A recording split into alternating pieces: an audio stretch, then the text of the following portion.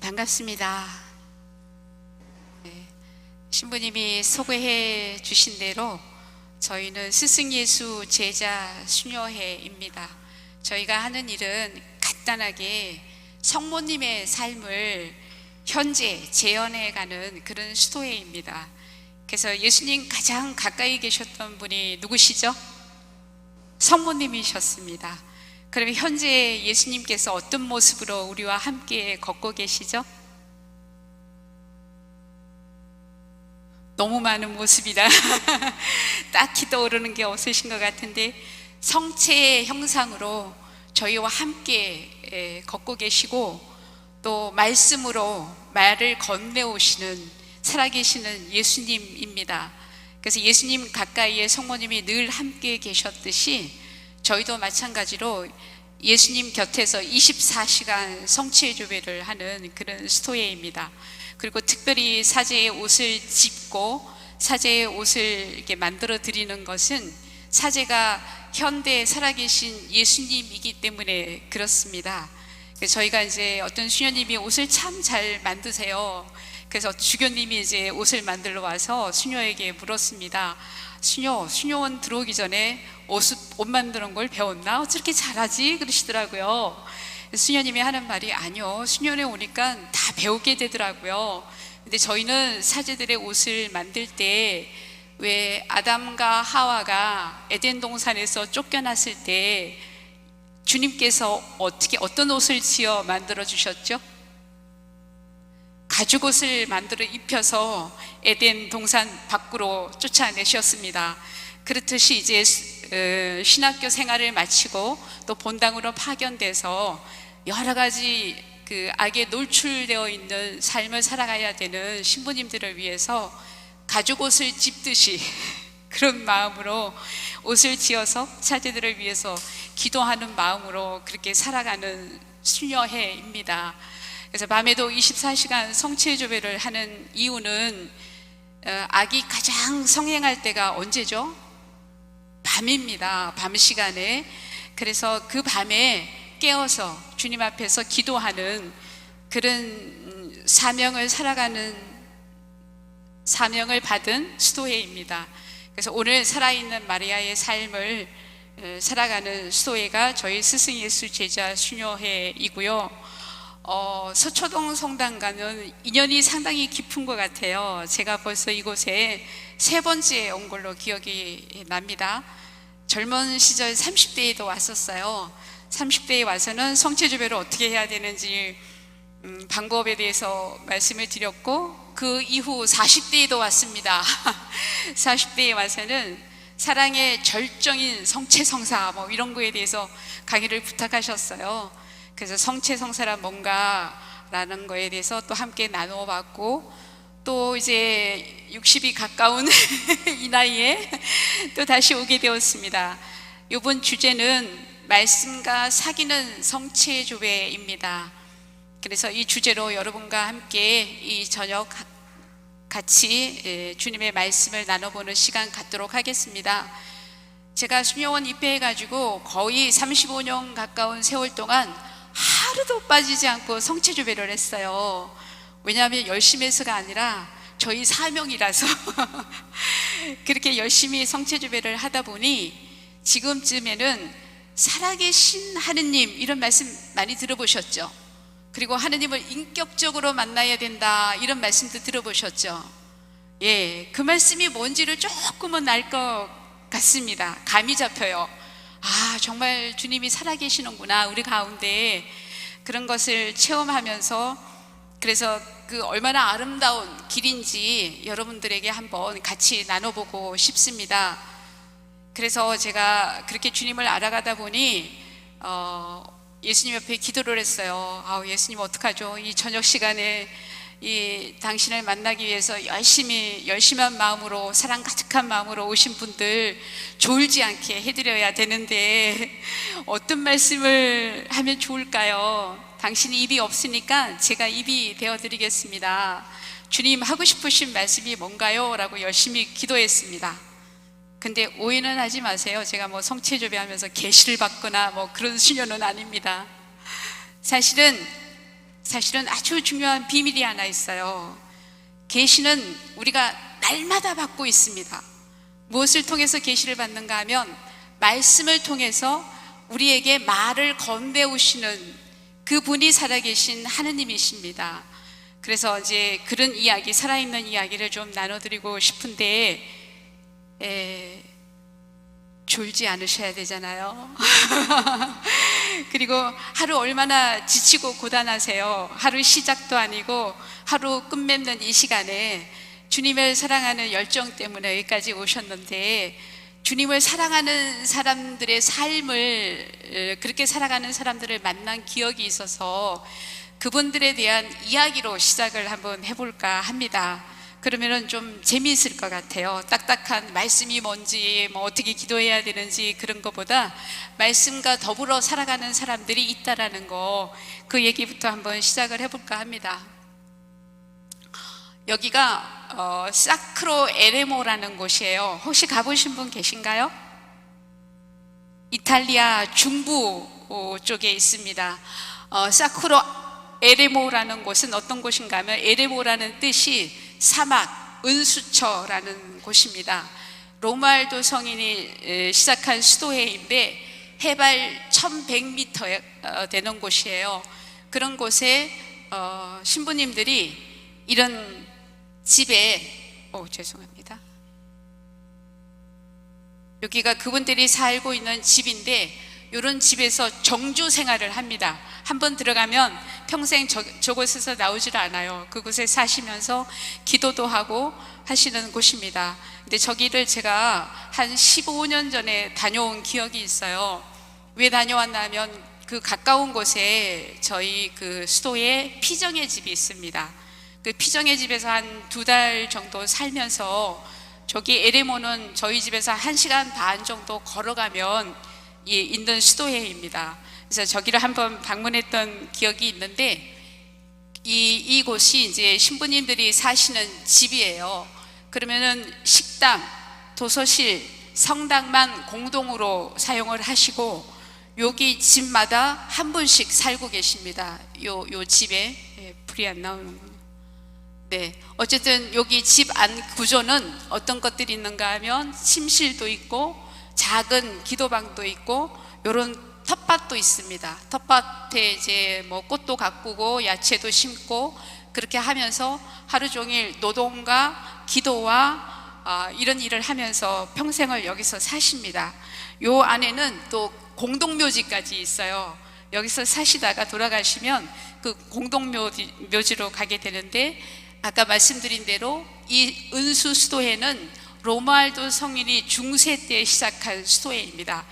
거의 1020년경에 이 수도회를 시작을 했는데, 우리가 잘 알다시피 로무알도 성인은 신구약에 숨어있는 신비를 가장 잘 이해하신 분이시고, 또 특별히 이런 은수처 독방에서 그리스도와 인격적인 관계를 맺으셨던 그런 분입니다. 그런 성인이십니다. 근데 이제 이 수도에 대한 이야기를 하려고 한 건 아니고요. 제가 이제 거기 한 2달 정도 살다 보니까 가까운 곳이어서 여름이 되면 엄청나게 많은 순례자들이 모여옵니다. 근데 이분들이 사는 곳은 아까 보셨다시피 이렇게 철장이 돼 있어가지고 안에는 들어갈 수가 없어요. 네, 제가 이제 있을 때 저희 수녀원에 잘 아는 수녀님이 여기 계시는 신부님을 잘 알고 계셔서 이른 아침에 같이 한번 따라갔습니다. 따라갔는데, 여기 보면 제가 이 신부님을 이렇게 그림으로 그려놨잖아요. 이분을 만난 건 아니고, 여기 은수처에서 나와가지고 신부님 한 분이 걸어 나오셨어요. 걸어 나오셨는데 제가 흉내를 좀 내야 되겠어요.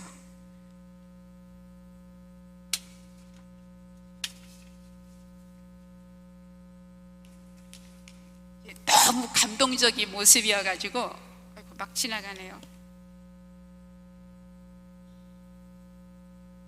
네. 신부님 한 분이요, 이 성경이에요. 성경. 그게 성경인지 어떻게 아세요? 그러는데 여기 이제 라 비비아라고 적혀 있었어요. 성경을 안고 이렇게 걸어 나오시는데, 꼭 그 모습이 어떤 모습이었는가 하면, 세상에서 가장 행복한 남자 있죠.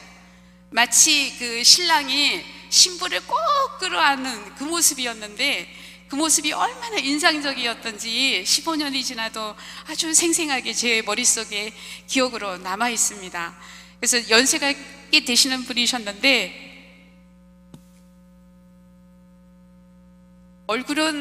눈은 아주 해맑고 얼굴은 가장 행복한 그런 모습이었습니다. 아마 하느님 앞에 가면 저런 모습이 아닐까 싶을 정도로 그런 분이었는데, 지난달에도 하느님의 은총으로 제가 이곳을 다녀왔어요. 한 달 동안 그곳에 머물렀는데, 이제 저희 집에서 수녀원에서 가까우니까 신부님들이 오셔서 이제 미사도 해주시고 미사 강론도 해주셨습니다. 이게 강론이 정말 이렇게 가슴에 울리는 말씀이셨어요. 왜냐하면 뭐 이게 좋은 말씀 주석서라든가 그런 것들을 인용도 하겠지만, 제일 중요한 것은 그분들이 말씀을 새기고 또 새기고 또 가슴에 담고 품어내는 그런 말씀들을 전해주기 때문에 한마디 한마디가 굉장히 감동적이었습니다. 그 중에 감동적인 강론 하나가 아마 제 기억에 6월 6일 말씀이었던 것 같아요. 여기 적혀 있는 대로 마르코복음 12장 17절이었습니다. 그때 이제 예수님을 모함에 빠뜨리기 위해서 그 사람들을 보내서 예수님께 질문을 합니다. 저희가 황제에게 세금을 바쳐야 됩니까? 말아야 됩니까? 기억나시죠? 예, 그렇게 질문을 했어요. 그러니까 예수님이 뭐라고 하셨나요? 예, 동전 하나를 가져오느라 그랬어요. 그래서 동전을 보여주니까 주님께서 하시는 말씀이, 황제의 것은 황제에게 주고 하느님의 것은 하느님께 드려라 라는 말씀이었습니다. 이 말씀을 신부님은 어떻게 풀어내셨는가 하면, 우리가 그리스도인이 되는 은총을 받았고 매일 말씀과 성체성사로 주님께서 우리를 매일 찾아오시고, 그렇게 하는 이유는 분명한 목적이 있다. 그냥 신앙생활 열심히 하는 게 목적이 아니라 하느님의 것은 하느님께 되돌려 드려야 된다라는 뜻이 뭔지 우리는 깊이 알아들어야 된다라고 말씀을 하셨습니다. 그러면서 이제 사람은 그냥 이렇게 저렇게 망가진 현재의 내 모습이 아니라 정말로 하느님을 닮은 하느님의 모상이라는 거예요, 우리 각자가. 그러면 열심히 신앙생활을 하고 말씀을 들으면서 하느님의 모상을 다시 되찾아서 그 모상대로 하느님께 되돌려 드리는 것이 신앙생활의 목적이다라고 말씀을 하셨습니다. 그 말씀이 얼마나 저는 기뻤는지요. 여러 강론 말씀보다도 이 말씀이 제 가슴에 많이 남아 있었습니다. 우리가 이렇게 살아가는 것은 우리에게 시간을 주시고 우리에게 건강을 주시고 또 무엇보다도 그리스도교 신자가 되는 은총을 주시고, 또 매일 미사 때마다 당신이 성체성사로 우리를 방문하시고 또 당신의 말씀으로 말씀을 건네오시는 이 엄청난 은총을 주시는 이유는 바로 우리의 본 모습을 회복하기 위해서이다 라고 신부님은 말씀을 하셨습니다.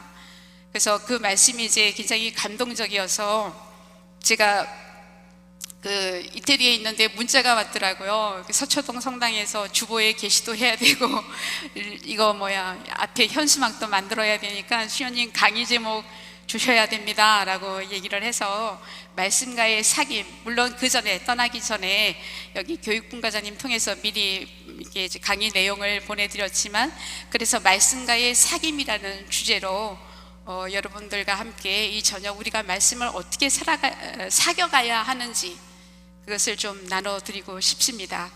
어떻게 듣고 싶으신가요? 네, 대답이 되게 우렁차시네요. 그러면 제일 중요한 건 말씀이 뭐냐, 이것을 알아야 됩니다. 말씀이 뭔가? 말씀은 그냥 성경책인가?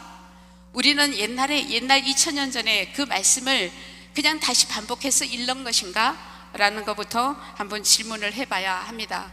그래서 이제 우리의 그리스도인의 삶의 목적대로 우리가 신앙생활을 잘 해나가기 위해서 제일 먼저 알아야 되는 것은 말씀이 뭔가라는 이야기입니다. 그러면 그 제자들 중에 예수님에게 가장 사랑을 많이 받은 제자 이름 아시죠? 누구요? 네, 요한 사도입니다. 요한 사도는 당신의 요한 복음서 첫 페이지에 이렇게 적고 있습니다. 한 처음에 말씀이 계셨다. 말씀은 하느님이셨다. 이렇게 고백을 합니다. 그 예수님을 보고 우리가 하느님의 아들이다. 또 예수님을 보고 어떤 칭호를 쓰시죠? 기억나시는 게 있나요?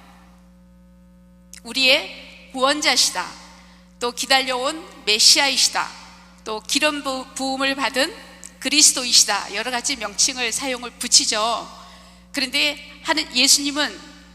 하느님의 아들인 예수님은, 예수 그리스도는 말씀이시다라는 명칭을 요한 사도는 붙입니다.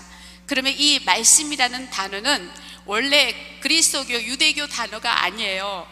그 그리스 말 원어로 하면 로고스라는 단어입니다. 그러면 그리스 철학에서 사용했던 그 단어를 예수님에게 붙이는 거예요. 그러면 그 뜻이 어떤 뜻이 있는가 하면 여기 적혀 있는 대로 지혜, 하느님의 지혜, 이성, 생각, 그 다음에 우주의 기운, 거대한 에너지, 힘, 아주 다양한 용도로 쓰였던 단어가 바로 로고스라는 단어입니다. 그렇듯이 예수님이라는 그분은 하느님의 지혜이시다라는 거예요. 이 말이 또 어렵잖아요. 어려우니까 그 에프레임 교부가 아주 쉽게 이야기를 해 놨습니다. 여기 있는 거 같이 한번 읽어볼까요?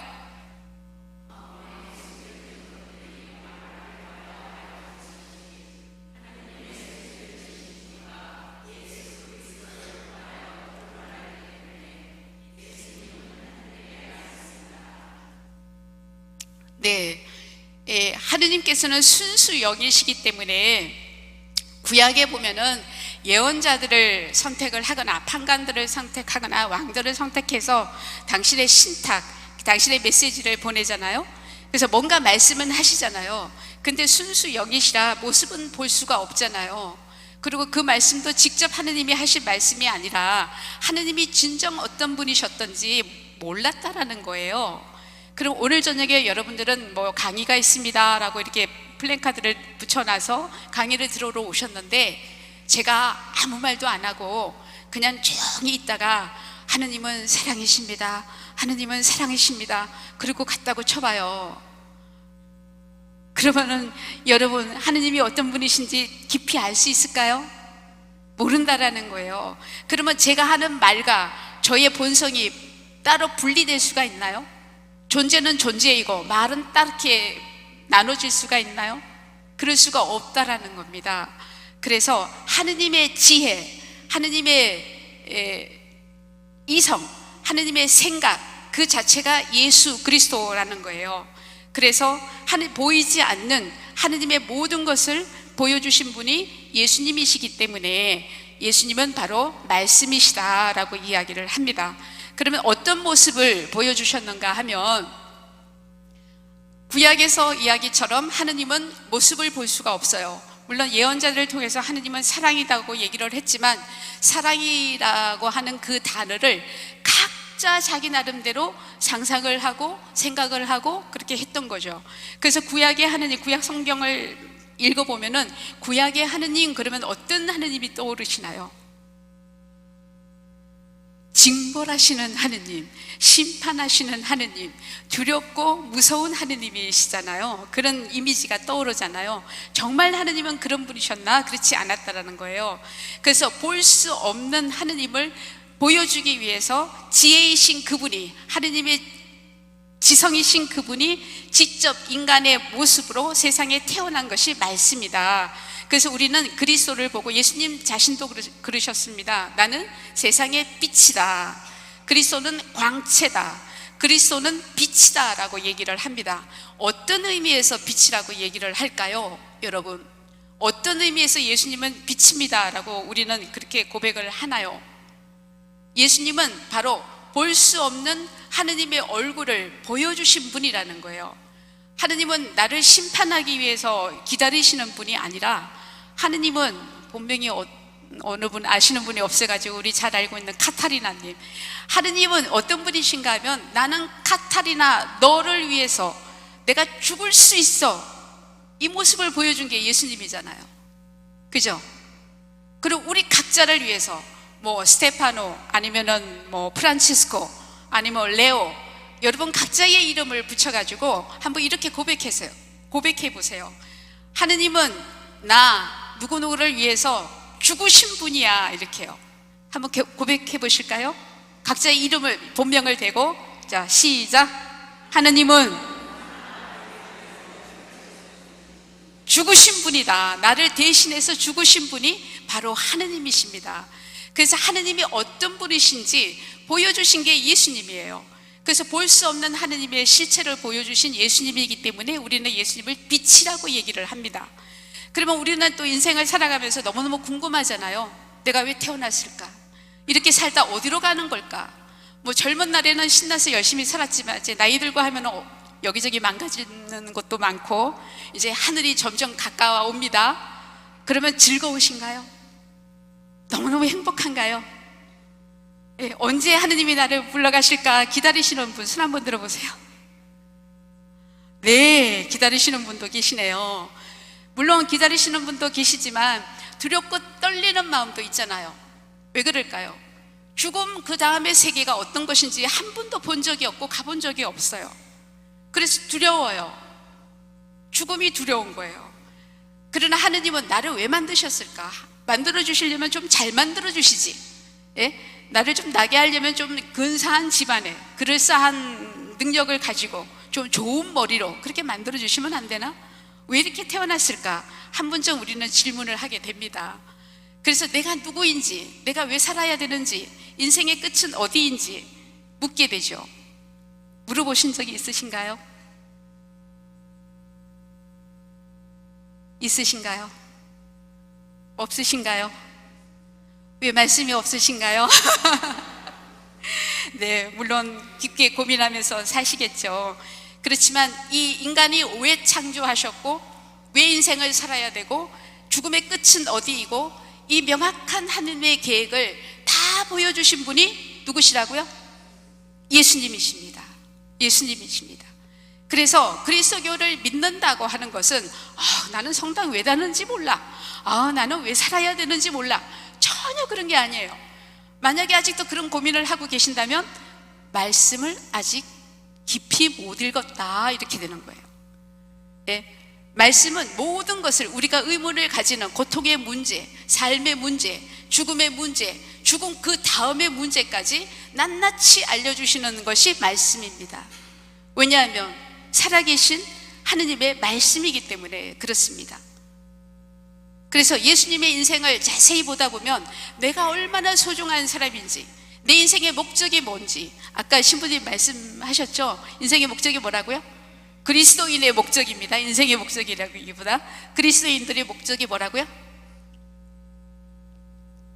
하느님을 닮은 모상을 다시 회복해서 하느님께 되돌려드리는 겁니다. 되돌려드리는 거예요. 명심하셔야 돼요.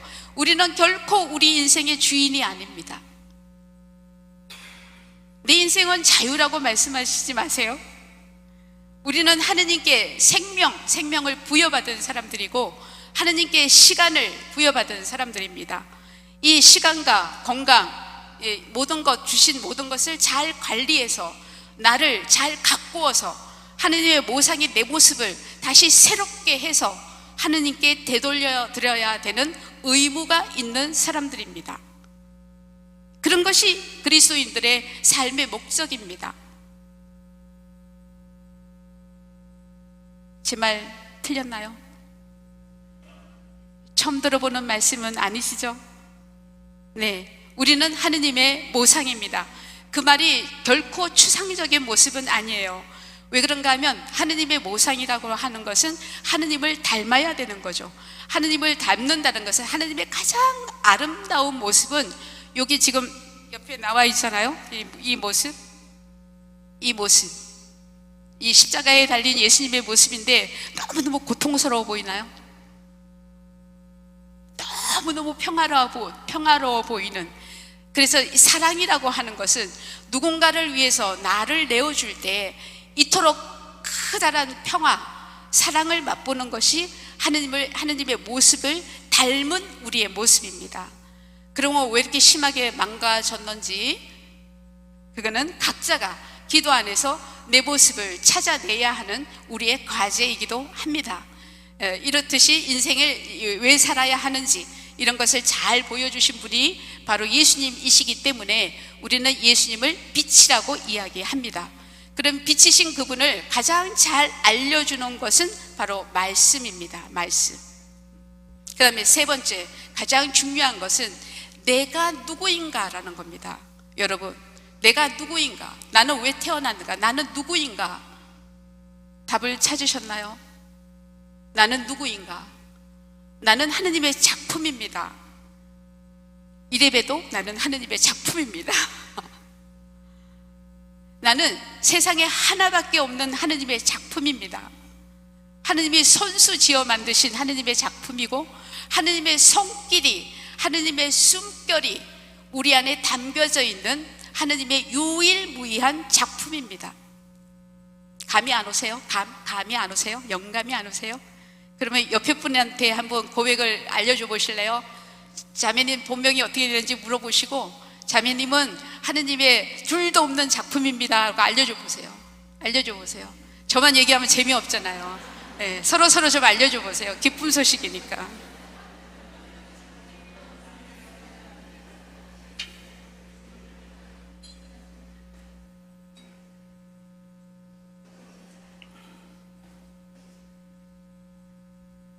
다 알려주셨어요?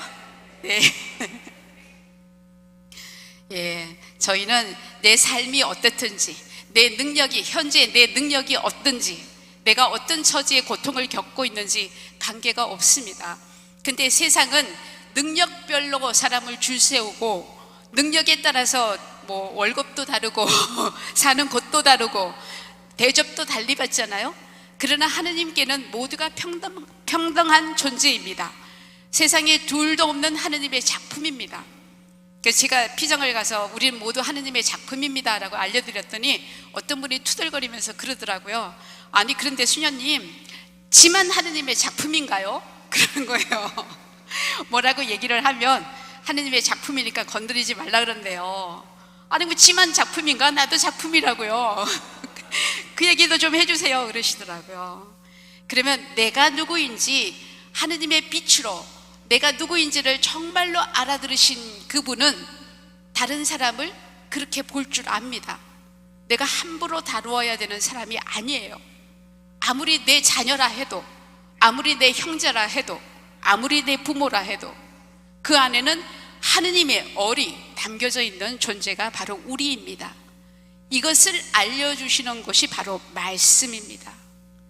말씀을 찬찬히 꼭꼭 씹어서 되물으면서 이렇게 묵상을 하다 보면 이 깊은 신비가 말씀 안에 녹아져 있습니다. 이 기쁜 소식을 오늘 여러분들에게 제가 전하기 위해서 이 저녁에 저도 달려왔습니다. 어쨌든 그래서 이 세 가지가 너무너무 중요하잖아요. 그러면 너무 명백하잖아요. 내가 성당을 다녀야 되는 이유는 수많은 종교 중에 그래도 성당이 제일 낫더라. 뭐 교무금도 조금 바쳐도 되고 뭐 이런 얘기는 하면 수녀가 하면 안 되죠. 뭐 그런 얘기가 있더라고요, 세간에. 예, 어쨌든 성당이 제일 낫더라. 그래서 나는 성당을 다닌다. 그런 이야기가 아닙니다. 우리는 사람은 누구도 사람에게 네가 누구인지 얘기해 줄 수 없습니다. 박사학위를 10개를 딴다 하더라도 자기가 누구인지 사람은 증명할 수가 없습니다. 왜 그런가 하면 자기가 나고 싶어 나지 않았기 때문에 그렇습니다. 만들어진 존재이지 생명을 부여받은 존재이지 스스로가 부모님한테 주문해가지고 나신 분 아무도 없잖아요. 그렇죠? 제 말 잘못된 거 아니죠? 네. 그래서 내가 이렇게 소중한 존재라는 것을 알려주실 수 있는 유일한 분은 나를 만드신 하느님이십니다. 하느님만이 내가 누구인지를 너무너무 잘 알려주실 수가 있습니다. 그것도 말로 해서 안 되니까 어떻게 하셨나요? 하느님의 지혜이신 그분이 직접 인간이 되신 겁니다. 하느님이신 그분이 직접 인간이 되셨다라는 사실인 거죠. 아구스티누스 성인은 이렇게 얘기를 합니다. 왜 직접 하느님이 인간이 될 수밖에 없었는가? 그것은 원래 인간은 하느님과 사랑을 나누는 존재다. 위대한 존재다.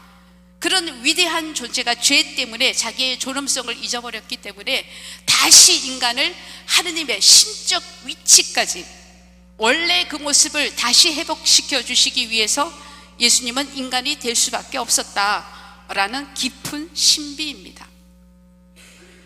그러면 여러분 역으로 다시 이렇게 거슬러서 생각해 보면, 내가 여기 앉아 있는 내가 하느님의 은총을 얼마나 많이 받았는가 한 번쯤 생각해 보셔야 됩니다.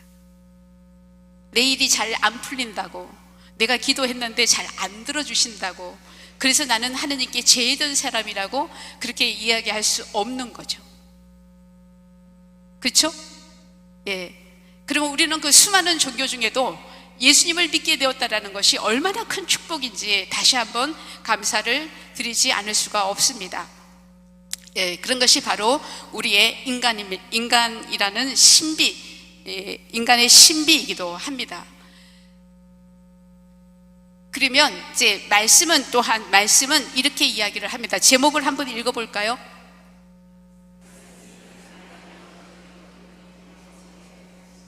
예, 말씀은 인간의 언어를 입은 하느님의 지혜다. 말씀이 사람이 되셨다, 이렇게 얘기를 합니다. 그러면 사람이 된 이유는 앞에서 제가 설명을 다 드렸습니다. 세 가지 이유예요. 더 깊이 들어가 보면 더 깊은 것이 들어가 있지만, 크게는 하느님이 누구신지, 내가 누구인지, 내 인생의 목적이 무엇인지 가장 중요한 세 가지를 말씀이 이야기해 주고 있습니다. 그럼 말씀의 육화에 대해서 베네딕토 16세 교황님, 얼마 전에 돌아가셨잖아요. 그 교황님께서는 뭐라고 얘기를 하시는가 하면, 인간을 얼마나 사랑하시는지, 인간을 사랑하시는 그분이 인간의 눈높이에 당신을 낮추어 오신 것이 하느님의 육하다라고 이야기를 합니다. 그리고 또 더 멋있는 이야기는 이 오리게네스라는 교부는 말씀이 축약되었다, 말씀이 내 포켓에 들어갈 수 있을 만큼 작게 낮추어 오셨다. 그렇게 낮추어 오신 이유는 앞에서 말씀드린 대로 나를 뭐가 되게 하기 위해서라고요? 예. 질문을 다시 한번 드려보도록 하겠습니다. 우리는 하느님을 아버지라고 고백을 하죠. 하느님이 아버지인 줄 몰랐는데 누가 알려주셨나요? 예수님이 알려주셨습니다. 하느님을 아버지라고 불러라. 그러면 나의 아버지가 신이라고 하면 그 아버지의 딸인 우리는 누구인가요? 왜 말씀을 못 하십니까? 네, 좀 더 자신 있게. 나는 누구인가요? 나는 신이다라는 얘기를 못하니까 하느님의 자녀입니다. 아주 소곤소곤 하느님의 자녀입니다. 우리는 하느님의 나의 아버지가 전적으로 순수한 신이라고 하면 신의 딸인 나는 신입니다. 근데 하느님과 동급인 신이 아닌 거죠.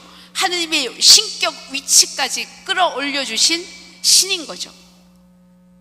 그러면 내가 누구인가 생각하는 대로 자기 자신이 만들어지는 게 인간입니다. 나는 정말 팔자가 사납고 복이 너무 지지리도 없어가지고 나는 인간 뭐라고 얘기를 하죠? 그런 말씀은 안 되잖아요. 인간 말종이다, 그런 말씀은 안 되잖아요. 인간 중에도 정말 하찮은 인간이다, 이렇게 스스로를 보시면 그렇게밖에 안 돼요. 그러나 반대로 하느님의 사랑을 받은, 하느님께 불림을 받은 나는 하느님에 의해서 하느님을 아버지로 모시고 있는 신이라고요. 신. 따라해 보실래요? 나는 신이다.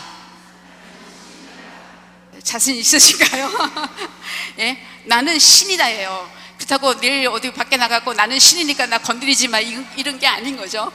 그런 의미의 신이 아니라 정말 하느님의 마음을 닮은, 하느님처럼 남을 위해서 살아갈 줄 아는, 정말 인간의 존엄성을 지닌 그런 존재가 바로 우리의 본성이라는 겁니다. 본성, 원래 하느님이 심어주신 본성이라는 거죠. 그것을 되살려 주시기 위해서 말씀이 나의 위치까지 낮추셨다라는 겁니다. 왜냐하면 낮추셔서 나를 데리고 저 높이까지, 원래 하느님이 계획하신 그 목적지까지 데려가게 하기 위해서 하느님이 그렇게 낮추어서 오셨다. 그것이 바로 말씀이다 라고 이야기를 합니다. 그것이 바로 말씀이다. 그러면 어렵게 빙빙 돌려서 이야기하지 않아도 말씀은 살아있는 하느님이십니다. 하느님이 말씀을 통해서 나에게 말을 건네 오시는 거죠. 그러면 말씀을 열심히 듣고 말씀을 내 안에 심고 말씀을 따라가는 나는 끝이 어떻게 될까요? 질문을 조금만 바꾸면 답이 막혀버려. 그럼 나는 어떻게 될까요? 신이 됩니다. 글쎄요, 제가 뭐 이단처럼 느껴지시는지는 모르겠는데 예수님 친히 하실 말씀입니다. 인간은 하느님과 사랑을 나눌 수 있는 그런 존엄한 존재라는 거죠. 그렇게 하느님께서 인간을 창조하셨다라는 이야기가 바로 성경의 이야기입니다. 날마다 들려주시는 하느님의 말씀입니다.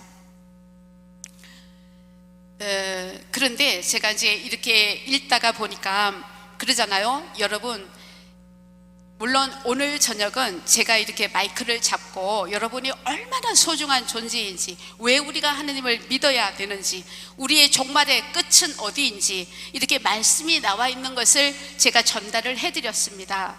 근데 여러분, 제 이야기가 귀에 쏙쏙 들어오시나요? 야, 얘기를 듣고 보니까 내일 아침부터 내가 신으로 바뀔 것 같나요? 말씀은 이해가 가는데 바뀔 거는 잘 모르시겠는 거죠. 사람은요, 절대로 사람이 가르칠 수 없습니다. 사람은 자기도 자기 자신을 가르칠 수가 없어요.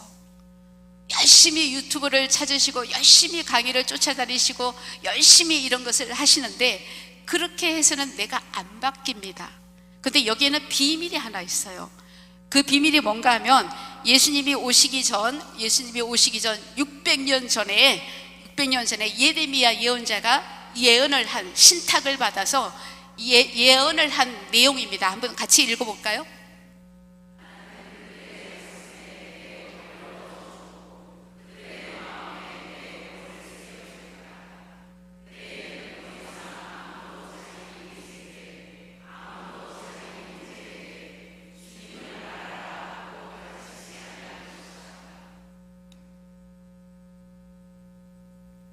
네, 오늘 저녁엔 제가 입술이 많이 말라가지고 여기에 비밀이 있는데 뭔가 하면 하느님께서는 우리가 웬만한 충격을 받아서 변하지 않는다라는 걸 너무나 잘 알고 있습니다.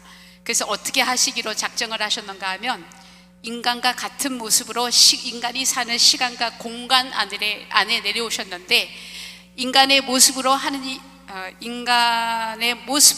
하느님이 어떤 분이신지 알려주기 위함과 동시에 어떻게 하기 위해서 오셨는가 하면 우리 각자 안으로 들어오시기 위해서 인간이 되신 것입니다. 그래서 당신이 십자가 위에 죽으신 거죠.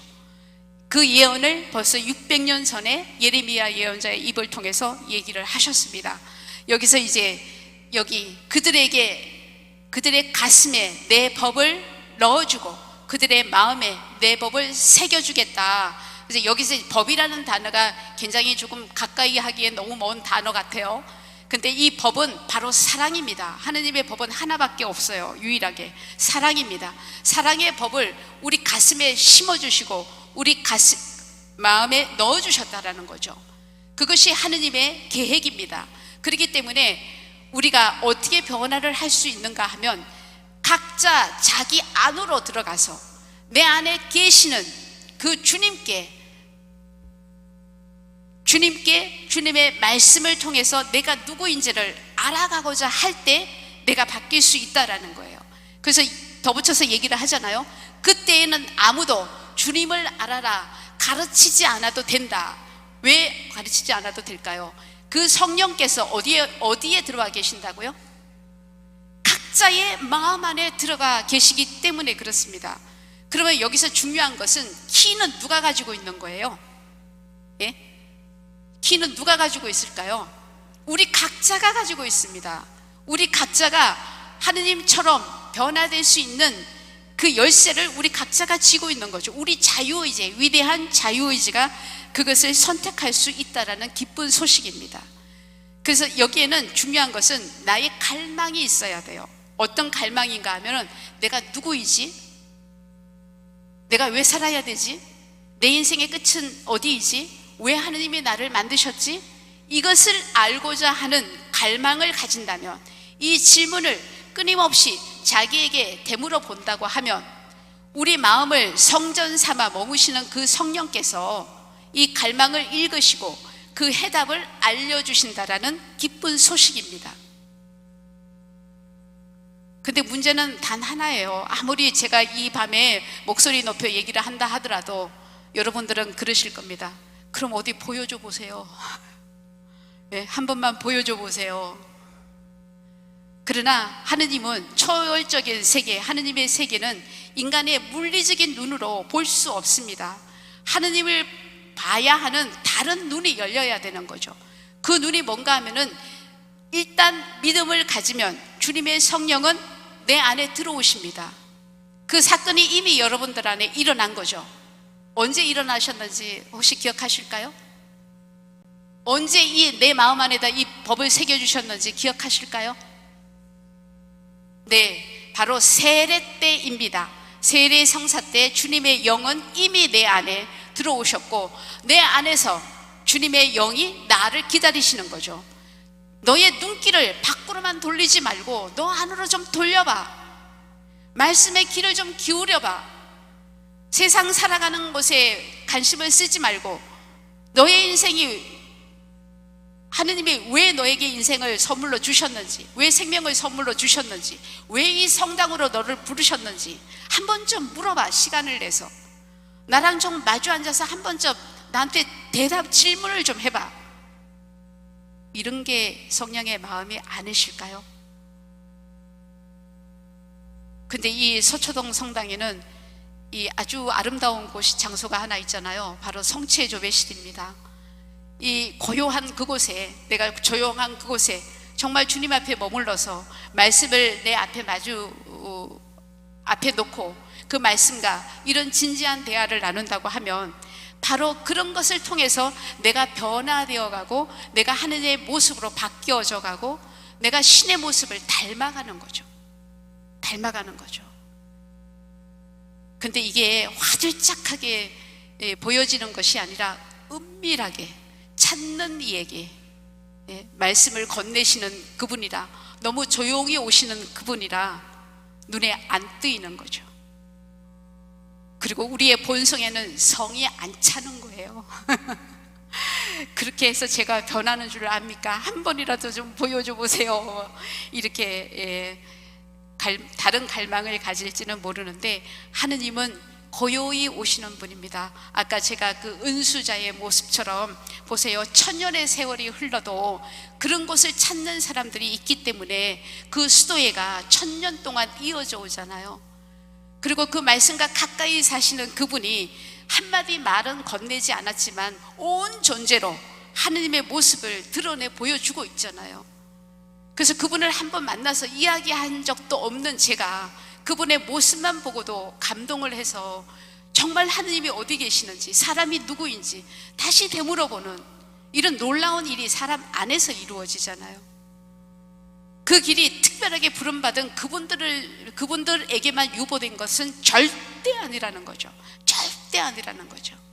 여러분 한 사람 한 사람이 얼마나 소중한지, 하느님 눈에는 눈에 넣어도 아프지 않을 그런 존재라는 것을 하느님은 오늘 밤 여러분들에게 꼭 전해주고 싶은 이야기일 것 같습니다.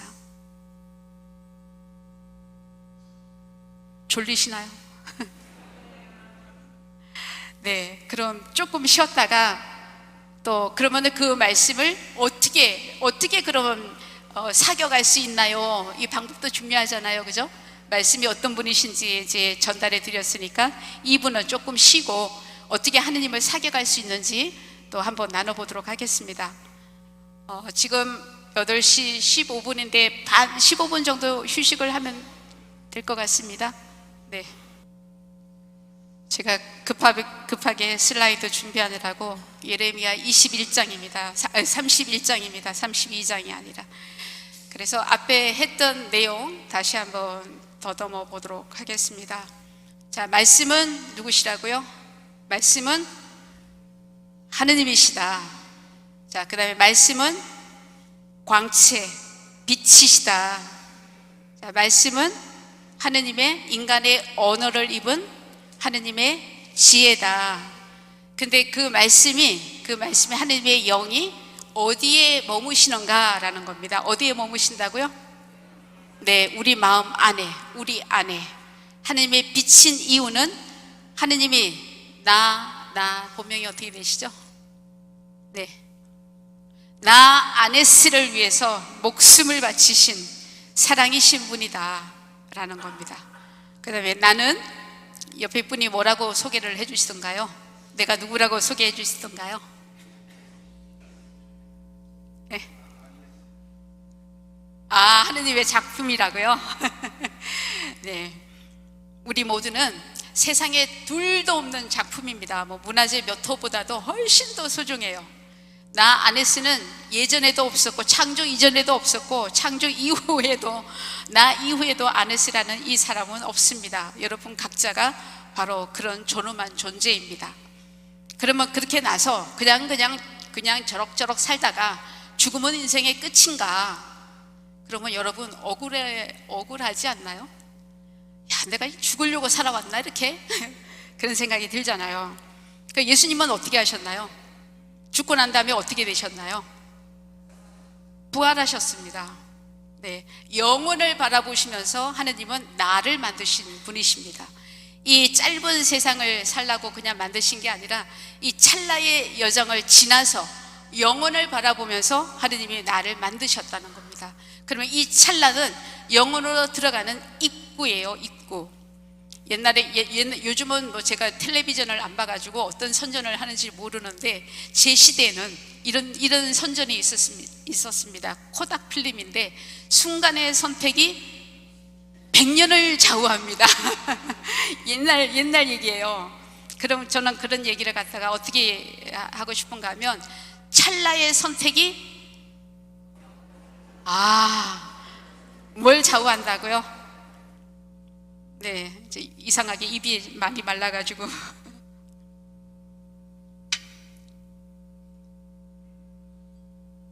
저녁을 맛있는 걸 사주셔가지고 너무 맛있게 먹었나 봐요. 네, 순간의 선택이 영혼을 좌우합니다. 영혼을 좌우합니다. 그러면 오늘이 없는 영혼은 있을 수가 없어요. 내가 오늘 영혼을 준비하지 않았는데 내가 내일 죽으면 영혼이 나를 기다리고 있지 않습니다. 하느님이 나를 심판하는 게 아니라 누가 나를 심판하는가 하면 누가 나를 심판할까요? 내가 살아온 인생이 나를 심판합니다. 그래서 나의 한순간순간의 선택은 굉장히 중요해요. 하느님이 안 보이신다는 것 뿐이지 나보다 나를 훨씬 더 잘 알고 계십니다. 오늘 일독서에서 이야기하시죠? 뭐라고 이야기를 하시던가요? 나는 내 백성의 울부짖음을 다 듣고 있다. 나는 다 보고 있다. 그러신 분입니다. 이제 차원에 대한 이야기를 또 드리려면 너무 멀리 가야 되니까 어쨌든 중요한 건 말씀은 살아있는 하느님이시고 말씀은 내가 궁금해하는 모든 것을 알려주시는 내비게이션 같은 건 거죠. 그래서 이제 그 말씀을 어떻게 사겨야 되는지 한번 가보도록 하겠습니다. 그래서 우리가 세례성사를 받았다라고 하는 것은요 하나의 사건이 아닙니다. 여러분, 나는 그냥 카톨릭에 와가지고 교리 몇 개월 받고 그 다음에 세례를 받았어, 이게 아니에요. 그럼 우리가 세례를 받았다라고 하는 것은 다시 태어나는 겁니다. 하느님의 영으로, 하느님의 자녀로. 이 베드로 사도가 그렇게 이야기를 하잖아요. 같이 한번 읽어볼까요? 여러분은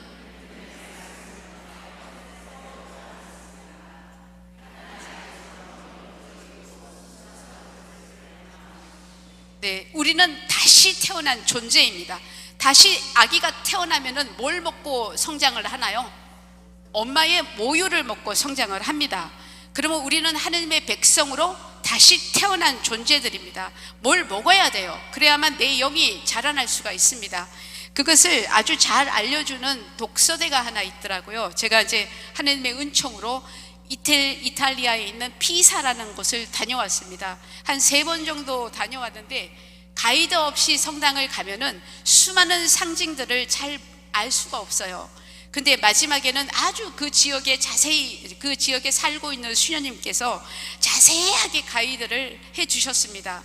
근데 이제 독서대예요. 우리가 이걸 갖다 독서대라 그러잖아요. 그 큰 성당에 보면은 이런 독서대가 있습니다. 그러면 옛날에는 마이크가 없으니까 여기 올라가 가지고 신부님이 복음을 선포하고 그다음에 여기서 강론을 하는 거예요. 그 밑에 조각이 되어 있는 이 조각품이 이것입니다. 여러분, 이분이 누구 같아 보이나요? 여기 이분이 모습이 남성인지 여성인지 중성 같기도 하고 좀 애매모호한 인물 같아 보이죠? 그걸 뭘 하고 있나요? 예, 젖을 먹이고 있습니다. 그래서 이 조각이 어떤 상징인지 제가 수녀님께 여쭤봤어요. 그랬더니 그 이탈리아 수녀님이 이렇게 설명을 해주시더라고요. 바로 이분은 교회를 상징한다. 교회는 어머니다. 우리가 이렇게 얘기하잖아요. 그러니까 여성도 아니고 남성도 아닌 약간 중성의 모습인 거예요. 근데 교회는 위에 독수리가 있잖아요. 여기 독수리, 요 새가 독수리예요. 독수리는 새들 중에서도 태양을 바로 볼 수 있는 조류예요. 우리도 사람이 태양을 바로 보면 실명이 되잖아요. 바로 볼 수가 없잖아요. 그러면 태양의 상징은 하느님이에요. 그러면 교회는 하느님을 직접 바라볼 수 있는 그런 인물이라는 거예요. 그러면 지금 아기에게 젖을 먹이고 있는데 이게 무슨 뜻이냐고 했더니 구약과 신약을 먹여주고 있다, 이렇게 설명을 했어요. 진짜 독서대의 의미인 거죠. 그러면 우리가 이제 그리스도 하느님의 자녀로 세례 성사를 통해서 태어났어요. 그럼 성장해야 될 거 아니에요. 성장하려면 뭘 먹어야 되는 거예요? 말씀을 먹어야 되는 거죠. 말씀을. 그러면 지금부터 이제 말씀을 먹는 방법을 제가 알려드리도록 하겠습니다. 그런 의미가 이제 독서대라고 하는데 정말 신학을 잘 담은 그런 조각품 같았습니다. 그러면 이제 저희는 이렇게 이야기를 하십니다. 로고스라고 하는 건 말씀이다. 하느님의 지혜이다. 우주의 큰 기운이다. 원리, 기운, 에너지, 뭐 여러 가지 단어의 뜻이 함축되어 있는 것이 로고스입니다. 로고스. 그러면 성경 신구약 전체를 로고스라고 이야기를 합니다. 하느님의 지혜예요. 무엇보다 참 지혜는 하느님이 누구신지, 내가 누구인지, 인생이 무엇인지 이것을 아는 게 진짜 지혜잖아요. 그 어떤 지혜보다도 가장 중요한 지혜가 바로 그 원리잖아요. 인간의 원리, 살아가는 이유, 삶의 원리, 이것을 알려주는 것이 바로 로고스라고 이야기를 합니다. 그러면은 신구약 전체가 로고스라고 하면은 매일매일 전달되는 말씀, 그리고 우리가 성체조배를 할 때 읽는 그 말씀을 쭉 읽으면서 한 단어가 나를 건드렸어요. 제가 하나 예를 들어서 제가 설명을 할게요. 너무 어려운 이야기들이라 설명을 하려고 하면 굉장히 길어지면은 지루하기만 하고 어떤 내용인지 의미가 잘 전달이 안 됩니다. 근데 말씀이 어떤 힘을 지녔는지 제가 그것을 말씀을 드리면, 제가 수녀원에 입회를 하고 청원 예비 수녀 때였어요. 입회한 지 1년이 지난 예비 수녀 때인데 성소에 갈등이 왔습니다. 내가 여기 왜 살아야 되지? 내가 여기 스승 예수 제자 수녀에 왜 있어야 되지? 내가 여기 살아야 되는 이유가 뭘까? 의심이 막 밀려오기 시작한 거예요. 이 짐을 싸야 되나 말아야 되나 날마다 고민이 시작되었습니다. 그때 제가 열심히 정말 기도를 했어요. 주님, 제가 여기 살아야 된다면 살아야 되는 이유를 좀 설명해 주십시오. 저에게 좀 알려주십시오 라고 간절히 기도를 했어요. 정말로 애타게 기도를 했는데 저녁 성모일, 저희는 이제 잠들기 전에 성모일도 끝기도를 바치고 잠이 듭니다. 잠자리에 들기 전에 끝기도를 바치는데 끝기도에 보다 보면은 짧은 말씀이 선포되는 구절이 있어요.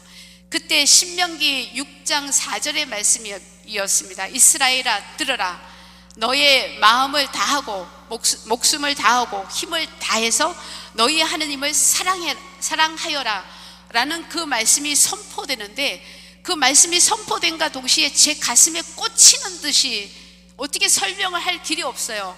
늘 들었던 그 말씀이었는데 그날따라 유독이 제 가슴에 탁 와닿은 거예요.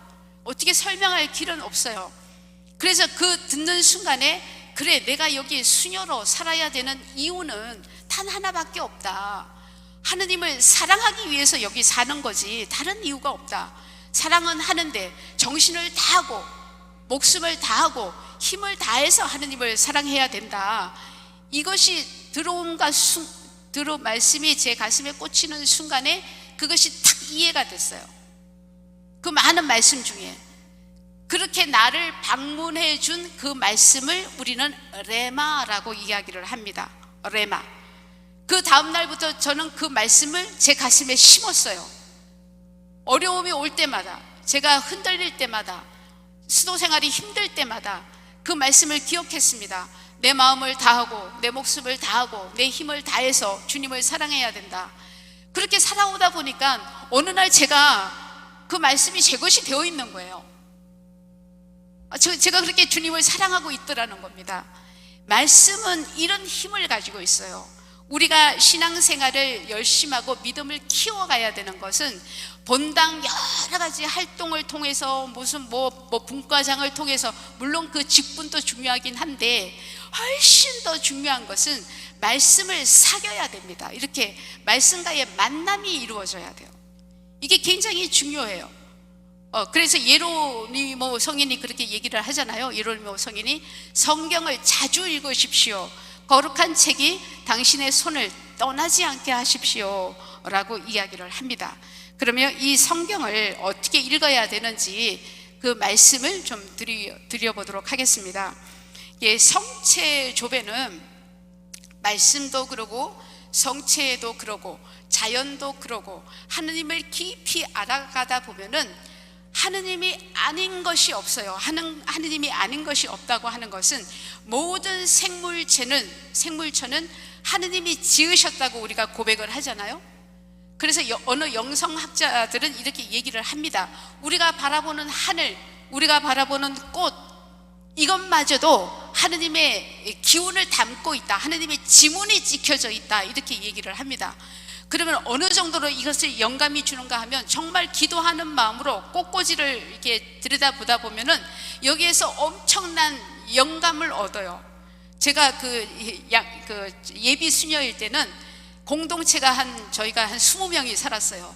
근데 사랑하기 너무 힘든 자매들도 있는 거예요. 야, 저 자매는 왜 수녀원에 왔지? 좀 제발 좀 나가줬으면 좋겠어. 이런 자매들이 너무 많은 거예요. 그러니까 이제 막 수련을 시작했으니까 얼마나 힘들겠어요. 제가 꽃다운 20대에 25세 수녀원을 갔는데 너무너무 힘이 들어가지고 어느 날 성당에 가서 밤에 기도를 하는데 꽃꽂이가 딱 되어 있더라고요. 그래서 꽃꽂이를 바라보는데 보니까 이 꽃줄기하고 꽃잎하고 얼마나 달라요. 그 다음에 소재라고 해가지고 막 이런 것들을 쓰잖아요. 이렇게 그냥 굵직굵직하고 힘이 있는 거하고 야리야리한 꽃잎하고 너무너무 다르잖아요. 근데 서로가 서로에게 허용하지 않으면 어떻게 한 작품을 내겠는가, 이 묵상이 깊게 되는 거예요. 야, 그래가지고 제가 그 자매를 받아들일 수 있는 힘이 생겼습니다. 저 자매가 자매에게 그냥 허용을 해야 우리가 아름다운 작품을 만들 수 있다. 이렇듯이 하느님은 우리보다 훨씬 더 가까이, 우리보다 그냥 보이지 않는다는 것 뿐이지 우리와 더불어서, 우리 안에서 우리와 함께 걷고 계신다라는 거예요. 그래서 깊게 기도를 하다 보면은 들꽃 하나에서도 아주 감탄할 때가 너무 많아요. 그냥 무심히 지나갈 때는 그게 그건가 보다 이렇게 다 지나가지만, 신비를 찾으려고 할 때는 작은 것 하나에서도 하느님을 만날 수가 있습니다. 하느님을 만날 수가 있어요. 안 보인다는 것 뿐이죠. 자, 그렇게 되기 위해서는 그러면 어떻게 하느님과 사귀어가야 되는가라는 문제입니다. 요것을 말씀드리기 전에 더 중요한 것은 우리 안에 이미 와 계시고 가슴에 새겨주시고 우리 마음에 넣어주시고 그 성령께서 우리 안에 들어오시는데, 아까 그 신부님이 정말 신부를 아는 그런 모습처럼 하느님과 우리는, 하느님이 우리와 맺고 싶은 그것은 네가 열심히 성당 활동하느냐, 기도를 열심히 하느냐, 이게 아니에요. 이게 아니에요. 네가 나를 얼마나 사랑하느냐, 네가 나랑 친교를 맺고 싶으냐, 나랑 사귀고 싶으냐, 이겁니다. 그러면은 하느님과 나는 신부와 신랑처럼 사랑의 관계예요. 사랑의 관계. 사랑은 강제로 맺어지는 경우가 없잖아요. 서로가 서로를 원해야 사랑의 관계가 맺어지는 거죠. 그렇죠? 그러면 신비라고 하는 것은요, 신비라고 하는 것은 절대 정보로 전해지지 않습니다. 여러분들이 성경 공부를 하지 말라는 건 아닌데, 공부하듯이 성경을 읽으면 성경이 영감을 주지 않아요. 왜 그런가 하면 신비는 아주 중요한 거예요. 신비는 사귐을 통해서 얼굴을 보여주는 것이지, 사귐이 없는, 친교가 없는 모든 신학은 죽은 거나 마찬가지입니다. 책의 두께는 두꺼워질 뿐이지 생명력이 없어요. 오래가지를 못한다는 이야기예요. 젊은 날에는 신학을 배우면 쏙쏙 들어오는 것 같은데, 이제 여기 앉아 계시는 분 대부분이 인생의 절반을 살아오신 분이에요. 하늘이 가까우신 분들이에요. 그러면 이 나이에 성경을 읽으면 어떻게 되나요? 이리로 들어왔다가 이렇게 나갑니다. 들어오질 않아요. 가슴에 새겨지질 않아요. 근데 어떻게 하느님의 신비가 열리겠습니까? 하느님은, 말씀은 사귀어야 된다, 이 말씀을 드리고 싶습니다. 그러면 이제 어떻게 사귈 것이냐, 이제 이게 문제겠죠.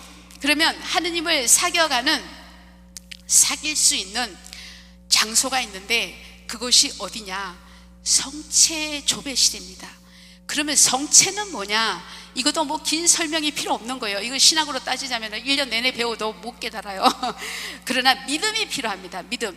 성체는 하느님이 모든 시대에 모든 사람에게 가시기 위해서 하느님 친히 제정하신 방법이에요. 우리와 함께 세상 끝날까지 너와 함께 살아가기 위해서 하느님이 제정하신 방법이에요. 내가 믿는지 믿지 않는지, 우리 신부님이 거룩한지 거룩하지 않는지 관계없습니다. 축성이 되면 그 안에 하느님이 밀과 포도주와 밀떡이 살과 피로 변하는 기적이 날마다 이 제단 위에서 이루어지는 거죠.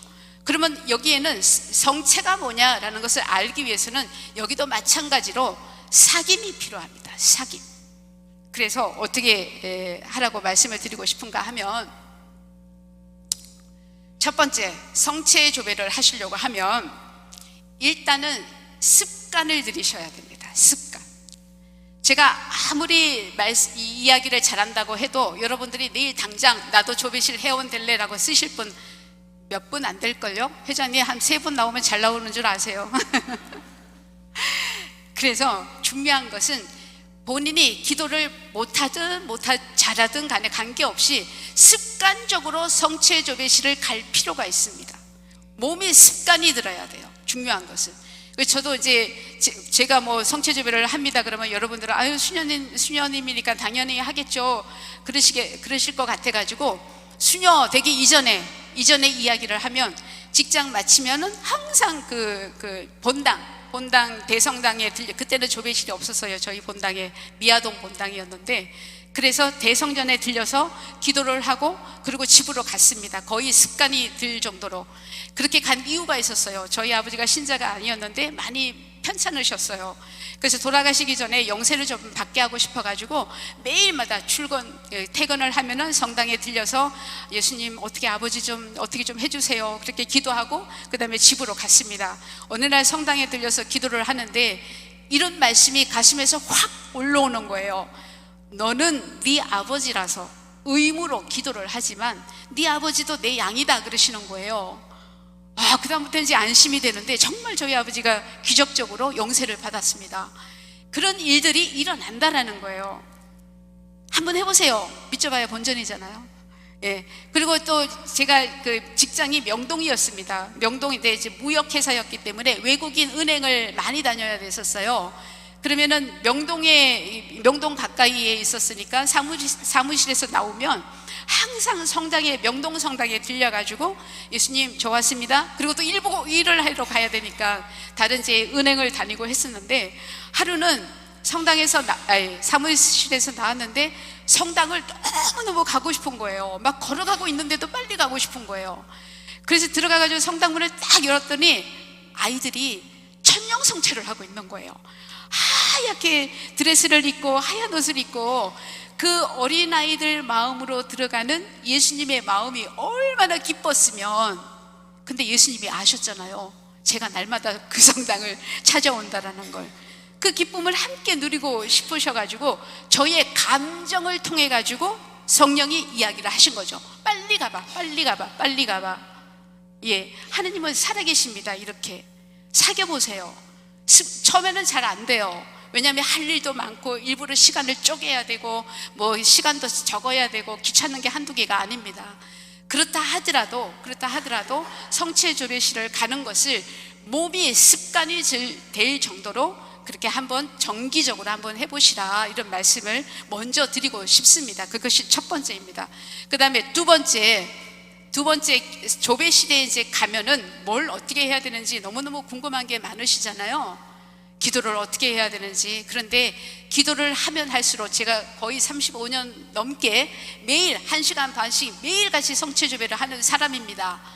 그런데 매일같이 처음 하는 것처럼 해야 돼요. 그게 뭐 어느 정도 10년쯤 되다 보면 성체조배실에 딱 들어가면은 기도가 저절로 되는 건 아닙니다. 왜냐하면 하느님은 보이지 않기 때문에 날마다 순간마다 하느님을 선택해야 되는 그런 과제가 우리에게 남아 있습니다.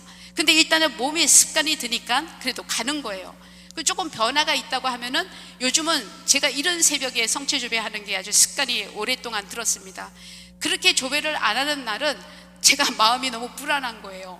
안절부절, 뭐 불안증이 있다라는 얘기는 아니고 뭔가 해야 할 것을 하지 못했던 몸이 기억하는 것들인 거죠.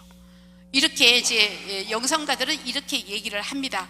방법을 너무 강조하지 말아라. 성체조배하는 방법을 강조하다 보면은 방법만 남고 주인공은 사라진다. 기도를 하다가 예수님을 잊어버린다. 예수님을 만나기 위해서 기도를 하러 가는데 방법만 남아있고 예수님은 어디로 간 데 없이 되어버린다라는 겁니다. 그래서 중요한 것은 방법보다 훨씬 더 중요한 것은 내가 지금 어디에 와 있는가라는 여러분들의 의식입니다. 의식이에요. 아, 내가 지금 예수님을 만나러 왔지. 이곳에는 예수님이 계시지. 저 성체 앞에는 예수님이 계셔. 말씀은 주님이 하느님이라고 이야기를 하셨어. 이것을 기억하는 게 굉장히 중요합니다. 기억하는 거. 그래서 이제 뭐 호흡을 하면서 천천히 들어가 보세요. 지금 이 설명을 드리기에는 시간이 너무 없네요. 다음 기회에 이런 또 구체적인 방법은 들을 때뿐이지 잘 기억에 남지도 않습니다. 제일 중요한 것은 깨어있는 의식이라는 거, 몸이 기도하도록 해야 된다라는 겁니다. 그래서 이제 기도를 하려고 성체 조배실에 들어가면 첫 번째는 이제 일단 인사를 해야 되겠죠. 내 믿음을 고백하는 거니까.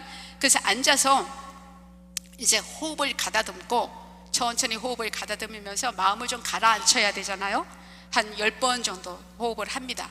그 다음에 이제 말씀을 읽기 시작하세요. 성체조배실에 가서 뭐 묵주기도 해도 됩니까? 무슨 기도 해도 됩니까? 뭐 성월기도 바쳐도 됩니까? 뭐 질문이 엄청 많은데 저는 딱 하나만 부탁하고 싶습니다. 말씀보다 더 좋은 게 어디 있나요? 말씀을 읽으세요. 말씀을 매일 펼쳐지는 말씀 있잖아요. 입당송, 그 다음에 뭐가 있어요? 일독서, 입당송, 봉기도는 그날 전체의 방향을 정해주는 기도예요. 그래서 굉장히 중요해요. 그 다음에 일독서가 있고, 그 다음에 시편이 나오죠. 하답송이 있고, 뭔가요? 하답송 맞나요? 하답송이 있고, 복음 한호송, 알렐루야 복음 한호송이 있고, 그 다음에 복음이 있고, 뭐 예물 기도가 있습니다. 이것을 여러분들이 이해하기 쉽게 밥상에다가 비유를 한번 해볼게요. 복음은 그날의 주식입니다. 밥이에요. 일독수는 국입니다. 국. 여러 가지 기도는 반찬이에요. 이 밥맛을 훨씬 더 돋구게 해주는 다시 말하면 이해하기 쉽게 만들어주는 도우미 역할을 합니다. 영성체 후기도, 영성체 정기도, 뭐 이런 봉헌기도, 이런 여러 가지 기도들이. 그래서 일단은 들어가시면 뭘 할지 방황하지 마시고 매일 미사책 있죠? 매일 미사책. 그날의 입당송서부터 끝기도까지 쭉 한 번씩 읽어보라는 겁니다. 읽고 나서 그 다음에 복음을 적어도 5번씩 읽으세요. 5번 이상 계속 읽으시는 겁니다. 이해가 되든 이해가 되지 않든 계속 읽으시는 거예요. 그렇게 읽고 나오는 성체조배만 해도 굉장히 잘하신 겁니다. 네? 굉장히 잘하신 거예요. 그 다음에 성체조배를 하려고 할 때 2가지가 방해꾼이 있습니다. 첫 번째는 졸음이에요. 졸음. 이 졸음은 첫 번째 방해꾼입니다. 이 본당에서 기도하다 조는 거는 좀 덜 창피한데 조배실에 가가지고 막 이렇게 조는 거 보면 너무너무 창피하잖아요. 근데 저도 성체조배를 배울 때 처음에 이제 입회해가지고 성체조배를 하러 가는 게 꼭 소가 외양간에 도살장에 끌려가는 것처럼 싫었어요. 왜 싫었는가 하면 졸음 때문에. 아주 뭐 허벅지를 꼬집어도 안 되고 뭐 어떤 스트레스도 안 됩니다. 하도 좋으니까 우리 수녀님이 자매님 저기 2층에 창문 열려서 좀 빨리 가서 닫고 와 그러는 거예요. 그 가보니까 창문은 닫혀 있는데 하도 좋으니까 좀 잠깨라고. 또 우리 어떤 수녀님은 뭐 막 운전을 하고 와가지고 막 피곤한 상태로 가서 성체조배를 하다가 브레이크를 쫙 밟았는데 장개틀이 앞으로 쫙 밀려가가지고 그렇게 잠을 뭐 이렇게 하들짝하게 다 깨운 적도 있고 하여튼 별일이 다 벌어집니다. 일단은 몸이 기도하는데 습관이 들려고 하면은 그 단계를 거쳐야 돼요. 저도 이제 성체조배를 몸에 익히기 위해서는 온갖 모욕과 수모를 다 당하죠. 제가 졸고 있으면 옆에 선생님이 와가지고 자매님 베개 갖다 줄까? 침실이 없어? 뭐 어젯밤에 못 잤어? 그러는 거죠. 근데 이런 것들은 어쩔 수 없어요. 몸이 기도하는데 습관이 안 들어있기 때문에 졸립니다. 그럴 때는 제일 몸이 피곤하지 않도록 적합하게 몸을 관리할 필요도 있어요. 네? 성당 청소 열심히 하고 우리 조배실 가서 조배합시다. 절대로 가지 마세요. 잠자러 가는 거지 조배하러 가는 거 아닙니다. 피곤하면 기도가 안 돼요. 네. 그래서 그런 게 하나가 있고 또 하나는 졸음의 깊은 의미는 뭔가 하면은 저항입니다. 저항. 기도하고 싶지 않아요 라는 무의식의 저항이 졸음으로 오는 경우도 있어요. 이 본당에서 이게 보면은 다른 때는 괜찮다가 신부님이 강론할 때 되면은 유독이 좋으시는 분이 있어요. 막 좌우로 막 갈짓자로 저어가면서 조시는데 그 깊은 사연을 들어보면 그 깊은 것 안에는 더 이상 예수님께 가까이 가고 싶지 않은 적당히 선을 그어놓고 여기까지만요, 예수님 여기까지만, 더 이상 넘어오지 마세요. 이렇게 신앙생활을 하는 경우도 이게 저항으로 나오는 경우도 있습니다. 그래서 자기를 알 수 있는 아주 좋은 기회가 되기도 합니다. 이거는 뛰어넘어야 되는 거예요. 미리 자기를 말씀드리니까 너무 두려워하지 마시고, 그 다음에 2번째는 분심 때문에 기도를 못하겠어. 이거 뭐 그냥 힘드시죠? 네? 근데 분심은 정상이에요. 살아있다는 증거입니다. 분심이 안 들 때 언제 안 드느냐? 죽으면 안 들어요. 죽으면 분심이 안 듭니다. 중요한 거는 분심을 다루는 방법을 알아야 되는 거예요. 분심이 들어오면은 절대로 말을 걸지 마세요. 분심은 어떻게 들어오는가 하면 뉴스를 봤는데 오송이 맞나요? 예, 터널에 사람이 몇 죽었다고부터 들어옵니다. 좀 피하지, 사람의 운명이 뭔가, 이렇게 꼬리를 물고 또 갑니다. 또 더 가다 보면은 하느님이 계신 거야 안 계신 거야, 어떻게 하느님이 저 처지가 되도록 안 도와줘, 하느님까지 또 끌고 들어옵니다. 그러면 꼬리에 꼬리를 물다 보면은 분심이 기도가 아니라 장애거리가 되어버려요. 그래서 중요한 것은 성경을 읽다가 어떤 생각이 들어오거들랑 내가 이것을 생각하고 있구나 하시고 어떻게 해야 되는가 하면 몰라 하시면 됩니다. 몰라. 지금은 몰라. 말을 걸지 않는 거예요. 유일한 방법입니다. 몰라. 그리고 그러면 돌아갈 곳이 있어야 되는 겁니다. 만약에 성체조배실에서 묵주기도를 하고 있다고 하면은 몰라가 아니라 은총이 가득하신 마리아를 하면서 머리는 양 사방천지 하늘과 땅을 오르내리면서 묵주기도를 합니다. 그게 어떻게 기도입니까? 디디레사 성녀는 누구 앞에서 무슨 말로 버르장머리 없이, 이게 단어를 어떻게 번역했는지 모르지만 정말로 그렇게 번역을 해놨어요. 예, 누구 앞에서 무슨 말로 어떻게 하는지도 모르면서 하는 기도가 무슨 기도입니까? 버르장머리 없이. 왜? 하느님은 살아계십니다. 잊어버리시면 안 돼요. 하느님은 살아계십니다. 하느님은 살아계세요. 그래서 내가 대접하는 만큼 하느님은 나에게 말씀을 건네 오십니다. 내가 하느님을 사랑하는 만큼 하느님도 나에게 당신이 계심을 보여주십니다. 이것이 이 관계예요, 관계. 예, 그래서 분심이 들어오면 어떻게 한다? 말을 건네지 않는다. 더 구체적으로 분심이 들어오면 어떻게 한다? 몰라, 몰라. 아주 단순합니다. 몰라. 이렇게 하시면 됩니다. 그래, 돌아갈 곳이 있어야 되니까 또 다시 복음으로 돌아가는 거예요. 그렇게 한 10번, 20번 괜찮습니다. 계속 반복해서 읽으세요. 읽다 보면은 질문이 떠올라요. 오늘도 그러시죠? 지혜롭다는 사람들에게는 감추시고 철부지들에게 드러내 보이시니 아버지 감사합니다, 아버지 감사합니다 하잖아요. 거의 외울 정도로 짧으니까 한 10번 하면 외워지잖아요. 외우다 보면은 이런 생각이 떠올라요. 아니, 그런데 왜 지혜롭다는 사람한테는 감추십니까? 이거는 분심이 아니라 말씀이 말을 걸어오는 거예요. 그래서 기도 중에 일어나는, 말씀을 가지고 일어나는 질문은 굉장히 중요합니다. 성령의 건드리심이에요. 그 질문이 어떤가요? 질문 기호가 어떻게 생겼나요? 이렇게 물음표잖아요. 이렇게 물음표를 뒤집으면 어떻게 되나요? 낚시바늘이 됩니다. 낚시바늘. 성령이 낚시바늘을 탁 던집니다. 궁금증을 불러일으키는 거예요. 그러면은 주님과 살아있는 대화가 시작됩니다. 아, 지혜롭다는 사람은 자기가 똑똑하다고 하니까 하느님이 무슨 말씀을 해도 안 들어가겠네요. 바늘로 찔러도 피도 안 나겠네요. 뭐 이렇게 생각을 이어가는 건 아니지만, 중요한 것은 질문이 들어오면은 끊임없이 질문을 하세요. 저는 질문을 한 3일 연속해서 계속 했던 기억이 납니다.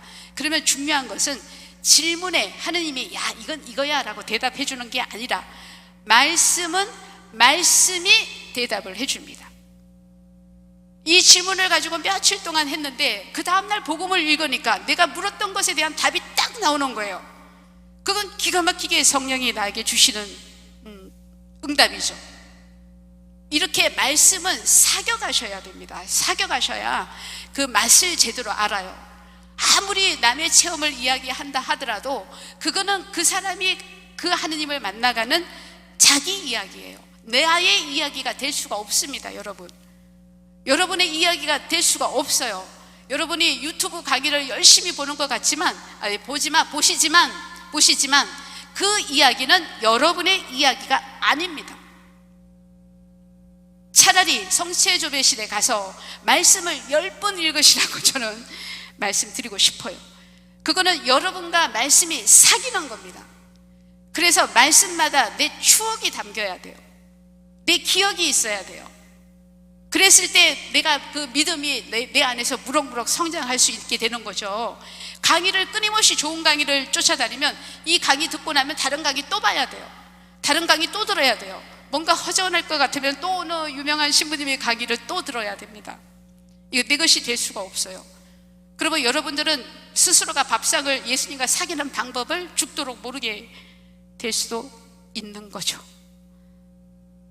쉽죠? 어렵지 않습니다. 해보면 쉬워요. 아주 쉬워요. 근데 안 해봤기 때문에 어렵습니다. 그렇게 이제 말씀을 이제 그만 끝마치라고 막 종도 울리네요. 네, 그래서 이제 일단 그렇게 말씀과 대화하기, 그 다음에 이제 그렇게 10번, 5번 정도 성경을 읽고 나면 어떤 현상이 일어나는지 아십니까? 집에 가서 설거지를 하다가도 예수님이 했던 그 말씀이 탁 떠오릅니다. 그러면 그 말씀을 계속 반복하면서 이 마음에 심는 거예요. 제가 독서할 때 마음을 다하고 목숨을 다하고 정신을 다해서 너희 하느님을 사랑하라는 그 말씀이 심어지듯이 그 말씀을 계속 반복하는 겁니다. 반복하는 거예요. 내가 그것을 해석하는 게 아니라 말씀 그 자체를 내가 반복을 하다 보면 그 말씀 자체가 내 안에서 힘을 가집니다. 힘을 가져요. 말씀은 창조의 위력이 있고 변형의 위력이 있습니다. 나를 변화시킬 수 있는 힘은 내 결심이 아니라 말씀입니다. 말씀 그 자체로 내가 계속 반복을 하다 보면 그 말씀이 내 안에서 이루어진다라는 기쁜 소식을 여러분들에게 전하면서 강의를 마칠까 합니다. 네.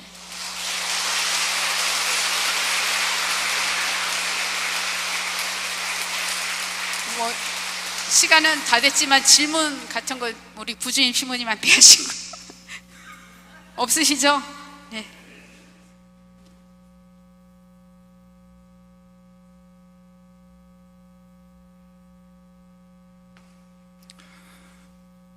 좋으셨습니까? 네, 좋으셨습니까? 네, 선생님 조태입니다. 네. 오늘 사실은 저희가 주보공지를 통해서 많은 분들에게 알리고 강제로 사실은 오라는 말씀은 안 드렸어요. 이게 강제로 동원할 일이 아니라 자기 의지를 가지고 찾아오기를 기도하면서 기다렸는데 또 많은 분들이 또 퇴근하시고 아니면 여러 가지 일을 마치고 이 시간에 오셔서 수연님 말씀 정말 경청하고 있는 거 저도 뒤에서 함께 잘 들었는데요. 또 정말 이 귀한 말씀은 결국 사는 게 가장 중요하겠죠. 그리고 또 정말 좋은 습관은 장소가 습관을 만든다는 말이 있습니다. 습관 때문에 장소에 가는 게 아니라 그 장소에서 딸려오는 습관이 생기는 것처럼 수연님께서 성체조배하려면 성체조배소로 가라, 그 말씀이 그곳에 가야 내가 하나님과의 또 만남, 또 사귐, 또 사랑이 싹 트지 않을까. 오늘 하루 또 좋은 시간 마련해 주신 마리아 제수인의 수연님께 진심으로 큰 박수 드리겠습니다.